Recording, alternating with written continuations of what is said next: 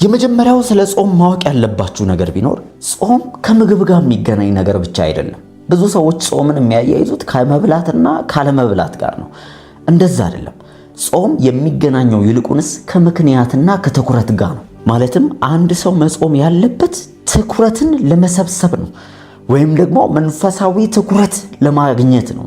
ታዲያ ደግሞ የሚጾምበትም ምክንያት ሊኖረው ይገባል። የሆነ አላይን እንዲሆነ ፐርፐስ የሆነ ለዛ ነገር ብሎ የሰጠው ጊዜ መሆን አለበት። ለምሳሌ መጽሐፍ ቅዱስ ላይ የጾሙ ሰዎችን ስታዩ እያንዳንዳቸው ጾማቸው ትኩረት በአንድ ጉዳይ ላይ ያወጠነጠነ ምክንያታዊ ጾም ነው። እንዲሁ ዝም ብሎ የሃይማኖታዊ ስነ ስርዓት አለ። በአመት 3 4 በዚህ ቀን የጾም ቀን ምናምን የሚባል አለ። ወይ አዋጅ መታወጅ አለበት፣ ወይ የሆነ ምክንያት ኬዝ ሊኖር ይገባል፣ ወይ የሆነ ነገር ለመቀየር ስትፈልጉ አቅጣጫ አገልግሎት ለመጀመር ስትፈልጉ ሊሆን ይችላል።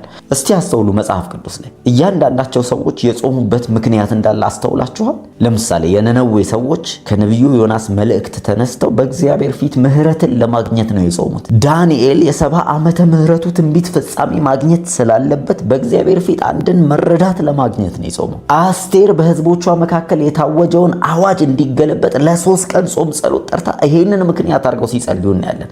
ጌታችንና መድኃኒታችን ኢየሱስ ክርስቶስ እንኳን 40 ቀን ወደ ምድረ በዳ በጾም በጸሎት የሆነበት ምክንያት አገልግሎት ከመጀመሩ በፊት ነው። በዲያብሎስ ይፈተን ዘንድ ይለዋል መጽሐፍ ቅዱስ፣ መንፈስ ቅዱስ መራው ይላል። ስለዚህ ወደ ጾም ጸሎት እንድትገቡ የሚያደርጋችሁ አንዳች ምክንያት ሊኖር ይገባል። ሪዝንለስ የሆነ ጸሎት ልታደርጉ አይገባም። ወይም ደግሞ ምግብ የመብላትና ያለመብላት ጉዳይ ሳይሆን የሆነ ትኩረት የሰጣችሁት አንድ ምክንያት አለ ማለት ነው።